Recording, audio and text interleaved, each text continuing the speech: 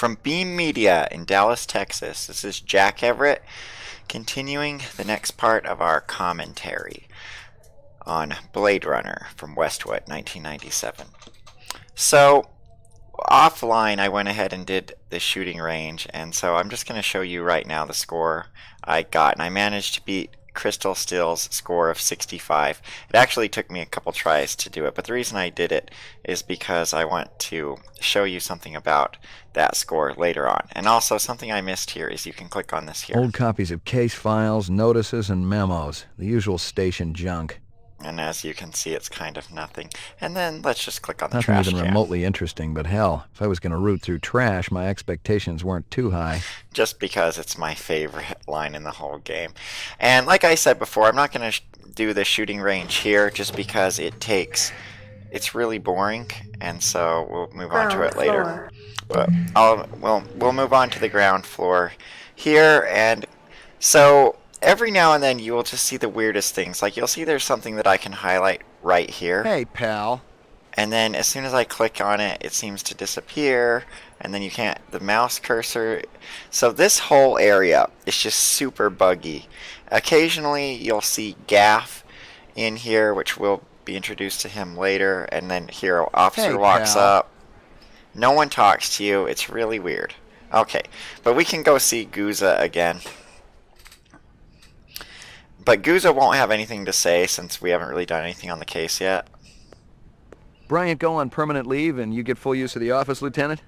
You know the procedure. Dump it all in the mainframe upstairs and I'll read it later. You got it. Like, this is just one of the generic things McCoy says to Guza when he doesn't actually have anything important to say. Let's see if he has anything else to say. Sorry to bother you, Lieutenant. I was just checking in. We'll get back out there. Those reps ain't retiring themselves. Yeah, suicidal targets would make my job a lot easier.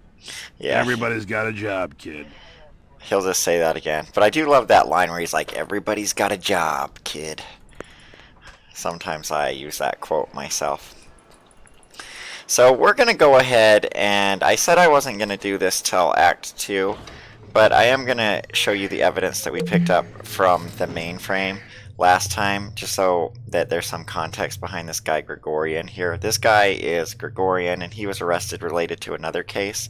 So going into the evidence, if we go to the cases, we have this case called Factory Bombing, which was unlocked when we went to the mainframe, and that is a case that Crystal Steel is investigating. And we never go to the factory or anything like that, but you'll see it has the suspect of Ezo as and then an unidentified suspect. And so we can find out what Crystal had to say about this particular crime that we never see in the game by clicking on this clue. This is Crystal Steel, badge number BR61354. Still working the explosion at the Tyrell manufacturing plant.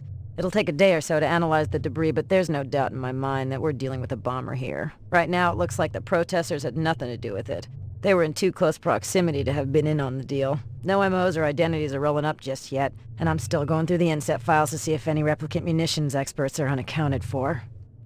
Alright, so we have a different case going on. Crystal is working on her own case, and these notes and interviews will get us some background information. And so Gregorian was a suspect that was picked up and arrested during this bombing that happened off screen. So here's how his interviews go. This is Crystal Steel, badge number BR61354, conducting the interrogation of Spencer Gregorian, leader of CARS, Citizens Against Replicant Slavery, November 22nd, 2019.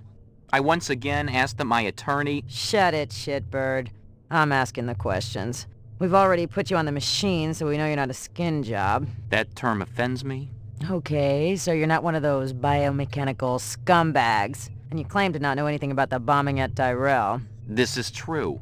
We advocate equal rights under the law for replicants. We have nothing against Tyrell Corporation for creating them. That's some sick logic. The replicants are living organisms, whether people like you like it or not. Replicants contribute greatly to the economic well-being of our culture. They cannot be discounted as such. Hell, it'd be no skin off my nose if each and every one of them was hosed down for good. You ever see this guy? Why, yes. Actually, I have. He was present at the protest. He's not part of our group, but outsiders are usually welcome. How many new faces showed up that day? Not too many. A handful at most. Describe them to me. I don't know if I can. Oh no? Recording off.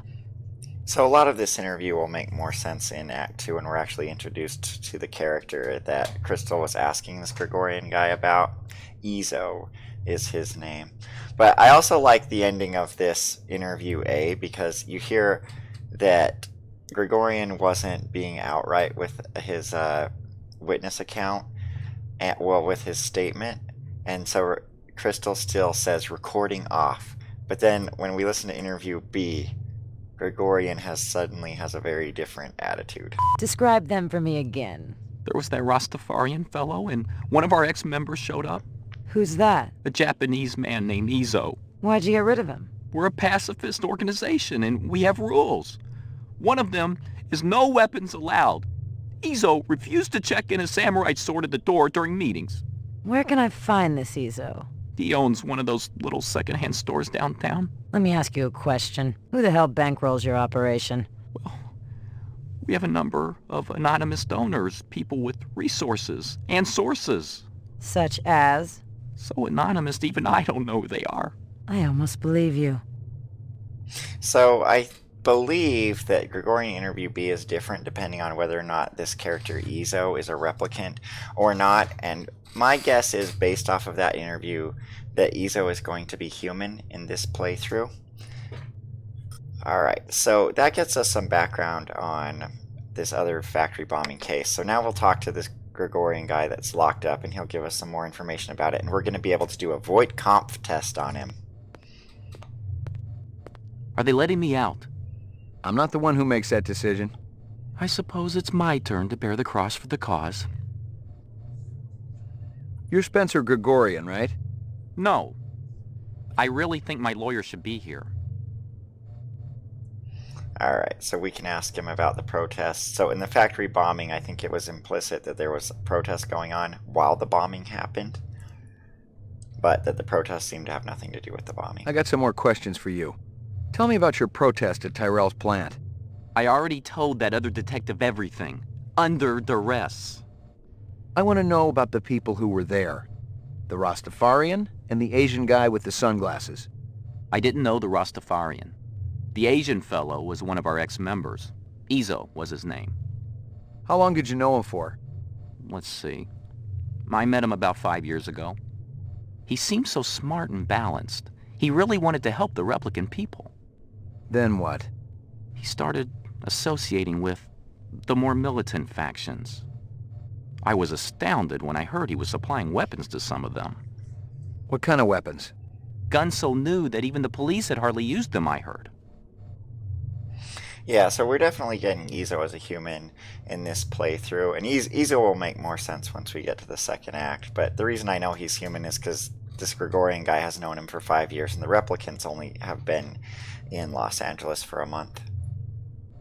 And so we can ask Gregorian about this CARS thing. It's Citizens Against Replicant Slavery, which is an original concept for this game.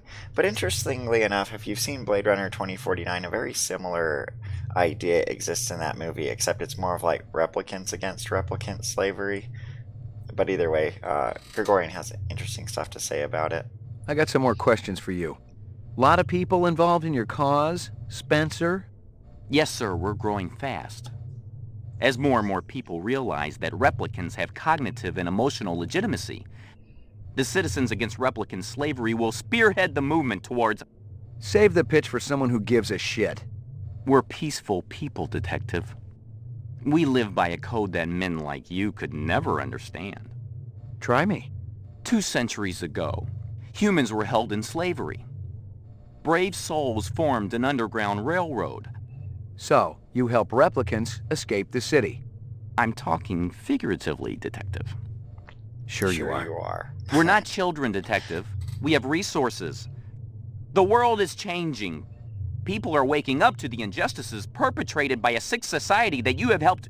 A lot of them will wake up dead if reps are allowed to run amok on Terra, jerk. That's no lie. Like, realistically, a lot of humans have been killed by replicants.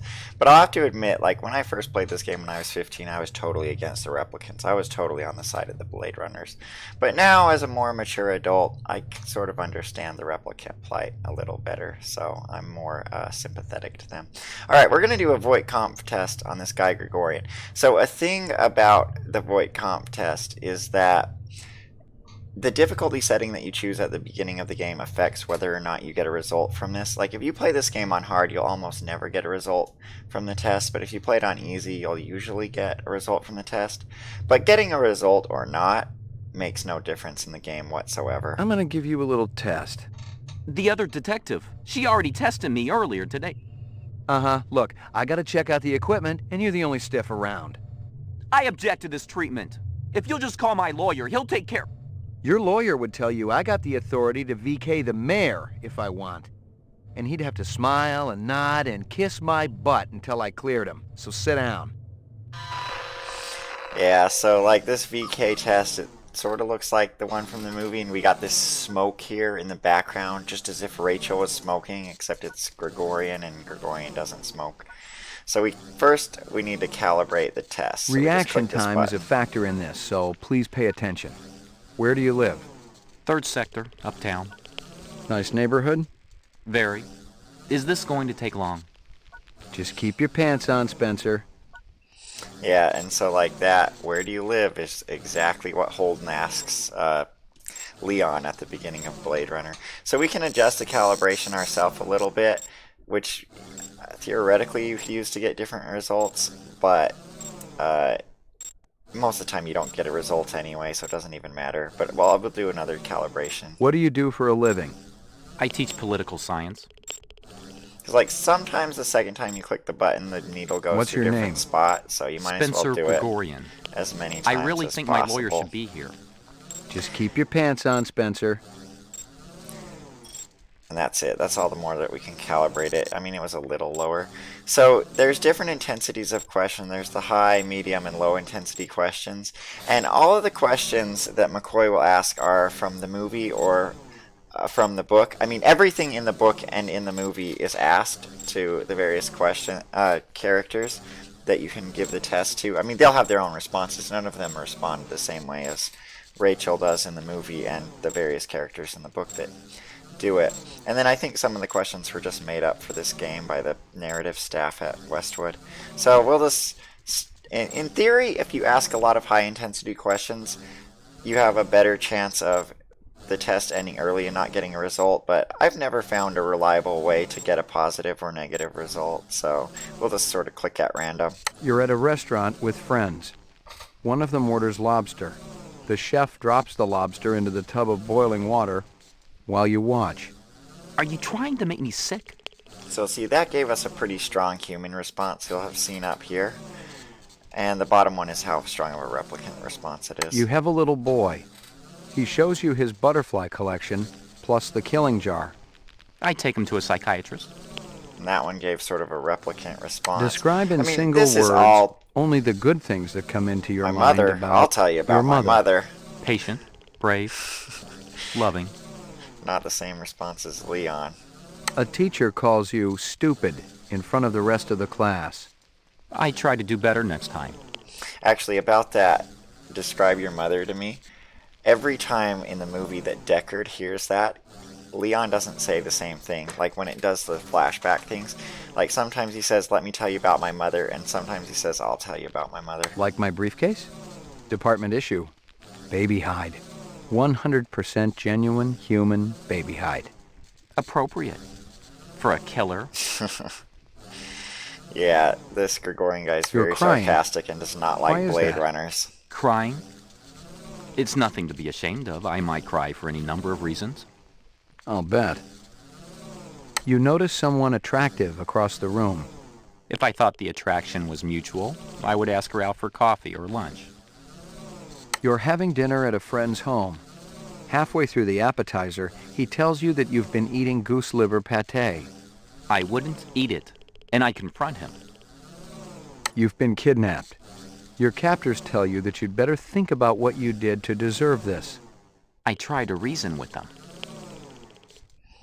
Yeah, I don't think I've ever heard that goose pate question before. I've played this game a lot, but I haven't done this Voight comp test that much because it does get boring You're if you 7 play years the game old. multiple times. You managed to steal several marshmallows from the kitchen and sneak them back to your bedroom. You're caught, and your father spanks you. Well, it sounds like I deserved it. But my father didn't believe in corporal punishment. Test terminated. See, we didn't get a result there. The test just got terminated for whatever reason. You keeping busy, pal? Please leave me alone. My migraine's acting up. Yeah, I cannot stand Gregorian saying that. Alright, so that is the Voight comp test, and that's basically an example of what usually happens. Like, you just get no result whatsoever for it. And we will finish up this case. So I want to talk a little bit about the animal murder case and the whole idea behind animal murders, because in the movie it's sort of implied that animals are rare and valuable, but, well, let me let McCoy what he has to say right here. Real sushi was a luxury reserved only for the elite, since most sea life had become radioactive after the Third Terran War. The rest of us had to eat new sushi, soya mixed with off-world lichen. Alright, so what I was saying is that in the movie it's sort of implied that animals are really rare, but in this game it's just outright a theme of the game that animals are really rare, extremely valuable, and we'll see this later when we get to McCoy's apartment and see his dog. And then, so that's a theme that's from the book. And so in the book, animals are so rare that there's this report that comes out called the Sidney's Report or Sidney's Catalog, which has the values of various animals. So it's kind of like a Beckett book for baseball cards, except it's for animals. And so the idea of killing animals is almost worse than the idea of killing a human, because there's plenty of people around, but there aren't a lot of humans around. Alright, I'm going to do a save real quick here, because... So the first act really has nothing random in it, other than that Gregorian interview on whether or not Izo was a replicant or not, but that's not even really related to the first act. Normally you can play through this whole act, and you have complete control over everything. And we're going to be introduced to this guy here in the red, and his name is Gordo. And he is one of 5 possible randomly chosen replicants in the game. And so he may or may not be a replicant. And we don't know right now, and we won't be able to find out till later, but we can interact with him right now. And this interaction is the same regardless of whether or not Gordo is a replicant. McCoy, LPD, I want to ask you a couple of questions. Sorry, my man. I just don't got the time. Got to mix more out back. And like, he just has nothing interesting to say, so it's kind of weird that he's even here. But we can talk to him again, and McCoy says the weirdest thing to him. You're a pretty smart-looking cat. You want to make some money? Pay me large, you got my rapt attention. Depends on how much the information's worth. Unfortunately, my man, I got a bug. And he'll say Dynamite goodbye. dining, old man. Catch you later. So the reason I'm critical of that conversation is it makes no sense whatsoever. McCoy's like, hey, you want to make some money? And the guy's like, pay me large. And then McCoy's like, depends on how much the information's worth. And then he just leaves. Like, it's like, why would McCoy even ask him anything at all? Like, that conversation is utterly pointless. So we can talk to Howie. Oh, I do want to talk about this scene here. This particular screen is from the movie. This is where we're introduced to Deckard in the movie. He would have been sitting across from this sushi bar, and then he was sitting down here or whatever when Gaff comes to get him. So we can talk to Howie Lee. Remember that we picked up a bunch of evidence leading us to the sushi bar to find the guy that Lucy was hanging out with. Beautiful night, isn't it? When business thriving, night always beautiful. So we can ask Howie about Lucy. This girl ever eat around here? Nah, all gaijin look like the old man. He doesn't know anything about her. But we can ask her about the clues that we found at Runciter's, which would be the chopsticks and the sushi menu. This from your place, isn't it? Could be. Chopstick come from Yoshi's restaurant supply. This from your place, isn't it? Yes, sir. You do Howie favor? Distribute all through our police station? Alright, and then we can ask him about the employee that we saw back here before. How long has that chef worked for you? Zubin? Just month. Superior chef makes all kinds of new sushi. You'll notice that Howie Lee here said that Zubin's only worked there for a month, and that's a running theme throughout the game. If people have only known of a character for a month, it's more likely that they're a replicant, and if they've known them for years, they're probably human. What's real fresh tonight? Special shipment of Toro just arrived. I fix you right up. No one else. Clean as a whistle. You're Prince, Howie. Alright, and that is all that McCoy really has to say to Howie, but we'll notice that he was just talking about the food, and we just spent 10 Chinian getting, I guess, some sushi from this guy. So now we're going to go approach the suspect. And I'm actually going to save right here, just because there's a few outcomes here, and I want to show you all of them. And Howie says you're a master chef. You not come back here. Air bad. This so only take he a kind of minute. gets upset that we're even talking to him. We can ask him about either one. And if you haven't actually gotten a photo of Lucy, choosing the Lucy photo option will just be a dead end. And if you don't have enough evidence that he's a replicant, you can't even do the Voight Comp option. But it doesn't really matter, so we'll just do the Voight Comp There's a test I'd like you to take. option. And It won't take too long. I'll just show you what Test? happens. What kind of test? He's going to throw Kind of a personality test. this pot Totally of soup routine. at us. Routine? Ah. And you'll notice, like, McCoy got knocked down and Zubin here runs away.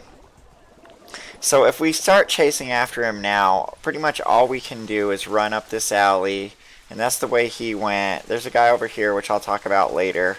And then we can run through here, we can run up here.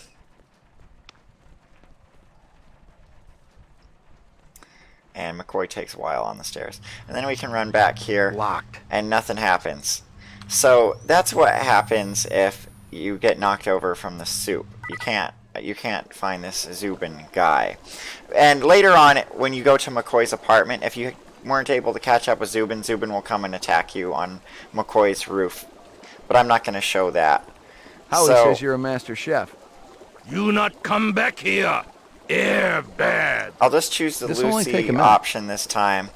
And we will dodge out of the way of the pot. You know this girl or not? Nope.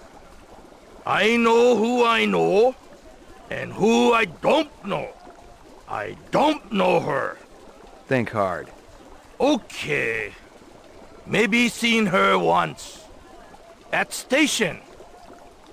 Riding north on bullet train. North, huh? Alright, so all you have to do is click a little bit, and you will dodge out of the way, and then you can just chase after Zubin here. Alright, so I want to show this scene right here, but I'm going to save first. We can shoot this guy. It's just someone rummaging through the trash, and then McCoy will have some He was interesting just an stuff old to say. bum. Not Howie's cook, and certainly not a replicant. I'd screwed up, plain and simple. If I was going to get clear of this, I needed to tell Guza, and the sooner the better. Yeah, so McCoy shoots the wrong person, and then, He was just an old bum. well, he already said that, so let's skip through that. But if we click on the trash can I knew here, what I was doing wasn't right, but I didn't have time to answer questions back at the station. Besides, specials vanished every day in this city, and no one ever missed them. just kind of a terrible, horrible McCoy dumping this body in there. So, like, that's something that you can do. And one of the interesting things is if you do that option, near the very end of the game, when McCoy gets into the sewers, you'll see this body floating down the sewers, and McCoy will drop one of his one-liners. He says something like, it looked like the trash had been taken out. Alright, but we're not going to do that option. Instead, we're going to talk to him instead. A big guy run past here?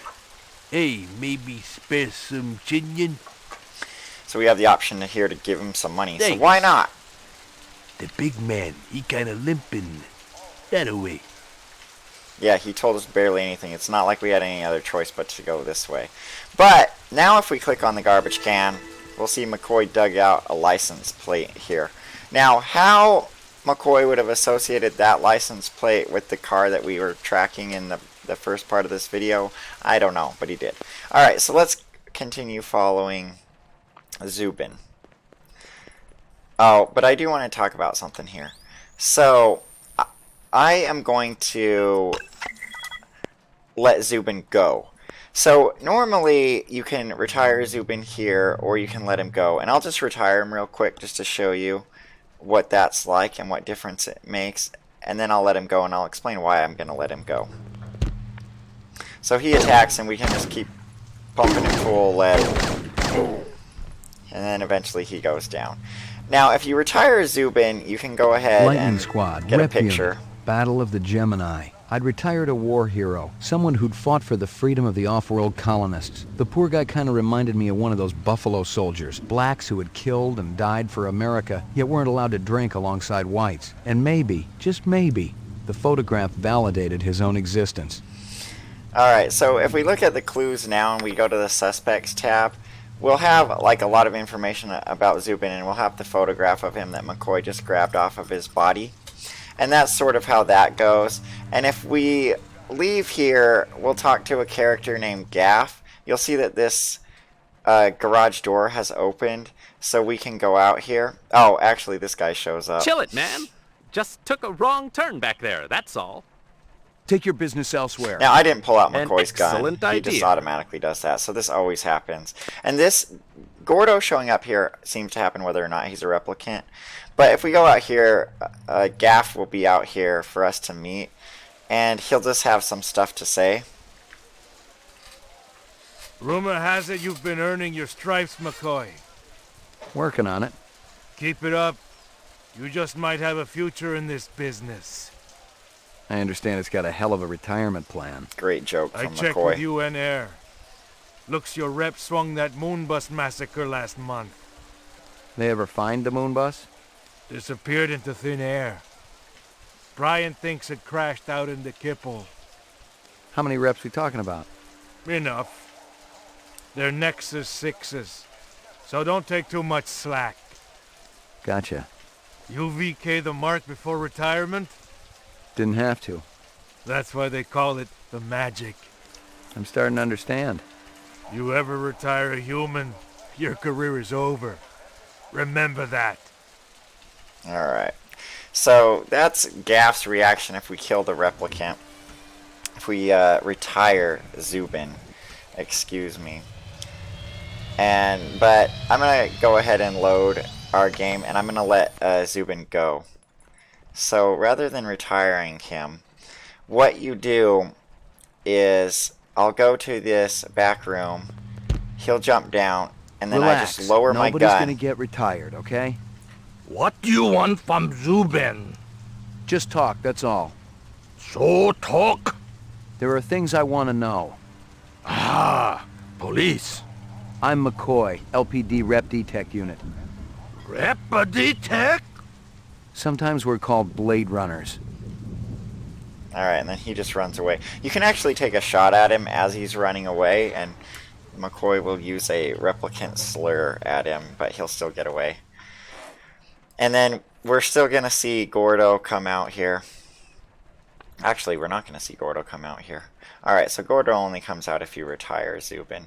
And then we'll have the same conversation with Gaff. The only difference is at the end of it. So I'm going to skip through the first part of it.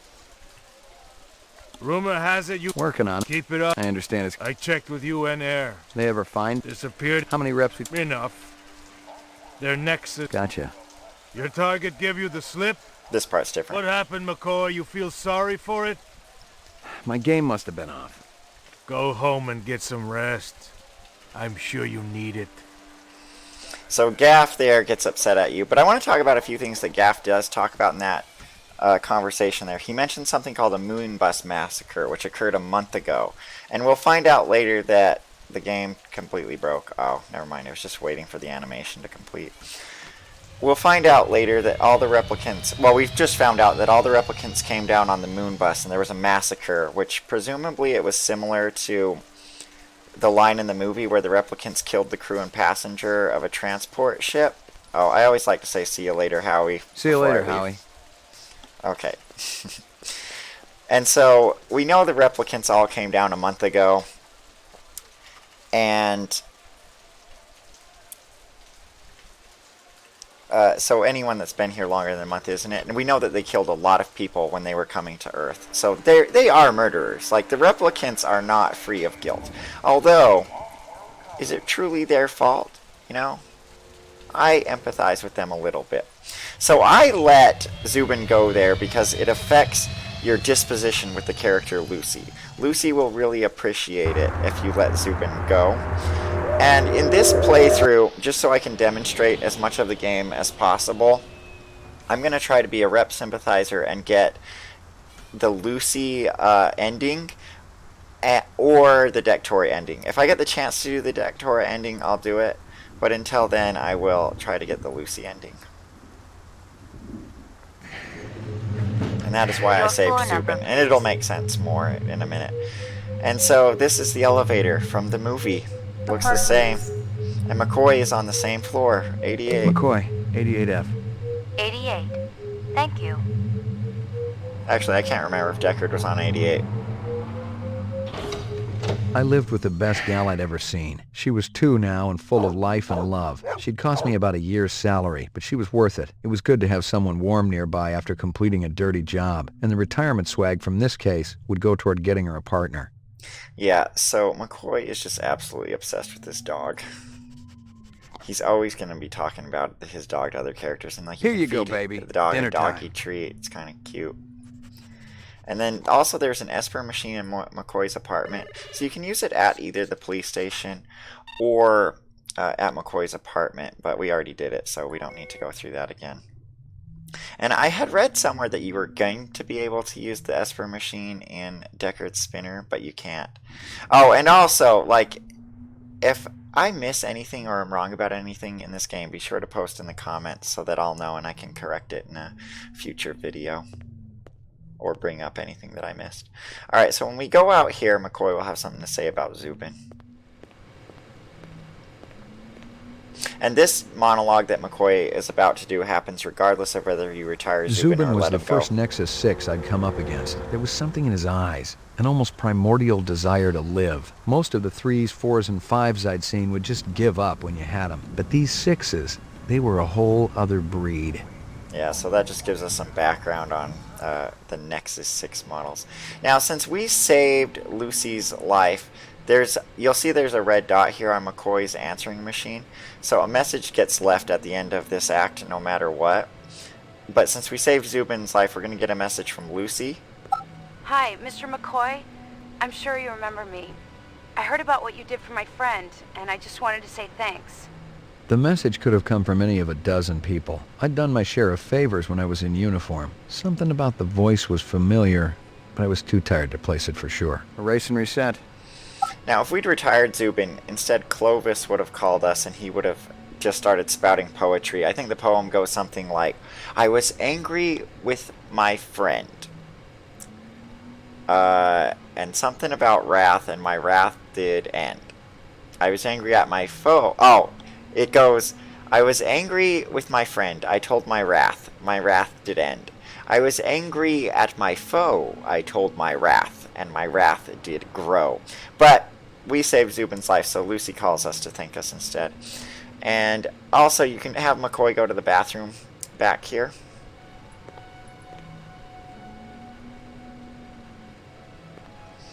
And nothing happened that time. And this time, he like washes his hands.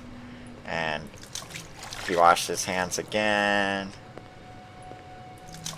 And he washed his hands again. He does different things depending on what happens. Alright, that time it sounded like he was taking a leak. I don't know if you could hear that. And that time he washed his hands. So there is this weird audio recording of Lewis Castle talking about this scene and McCoy going to the bathroom that I think has been extracted from the audio on the disc. So I think there was meant to be like a director's commentary at some point. But there's no way to get to it in the game. And anyway, one thing that Lewis Castle has to say about it is that one thing that the player might not notice is that McCoy doesn't necessarily wash his hands every time he goes to the bathroom. And this might indicate that McCoy is a replicant, Or maybe that he's just kind of a slob. But McCoy doesn't even go to the bathroom every time he goes in there. Like he gargled that time. Alright, and then we can check out this TV screen here. Violent street crime in And the it's city nothing rose again interesting. last year by a So let's whopping just leave the 26. scene and go back just to make sure the TV's shut off, and maybe that's it. That's all the TV has to say. Alright, so that is the end of the first act. As soon as we click on the bed, it'll start the second act, but we'll go ahead and do that in the next episode. So this has been Jack Everett commenting on Blade Runner, and we will talk at you later. Thanks for watching.